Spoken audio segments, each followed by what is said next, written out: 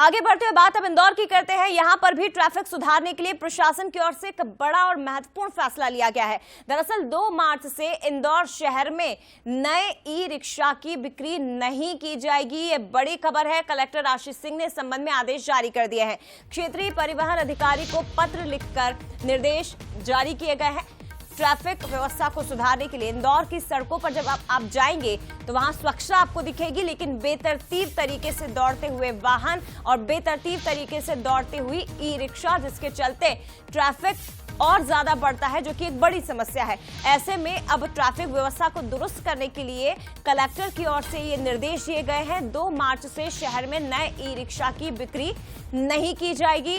हालांकि आपको ये जानकारी दे दें कि जिन्होंने पहले से बुकिंग की हुई है उस पर इसका कोई प्रभाव नहीं पड़ेगा। और ज्यादा बातचीत हम करेंगे किस तरह से ई रिक्शा के जरिए ट्रैफिक व्यवस्था को दुरुस्त करने के प्रयास इंदौर प्रशासन की ओर से किए जा रहे हैं। पीयूष हमारे साथ इस वक्त लाइव जुड़े हुए हैं। पीयूष, जानकारी दीजिए, 2 मार्च से ई रिक्शा की बिक्री इंदौर शहर में नहीं हो सकेगी। आदेश में क्या कुछ लिखा गया है और इससे कैसे ट्रैफिक व्यवस्था को दुरुस्त किया जाएगा? देखिए जया, जाहिर सी बात है, देश के सबसे स्वच्छ शहर इंदौर के सामने जो सबसे बड़ी चुनौती है कि ट्रैफिक मैनेजमेंट को बेहतर बनाना है। ट्रैफिक में इंदौर को नंबर 1 बनाने के लिए आप कहीं ना कहीं कवायदें की जा रही हैं और ई रिक्शा पर प्रतिबंध, यानी कि ई रिक्शा के जो रजिस्ट्रेशन है उन्हें बंद करने का फैसला क्यों लिया गया है, इसके पीछे जो आंकड़े हैं वो कहीं ना कहीं सामने आ रहे हैं।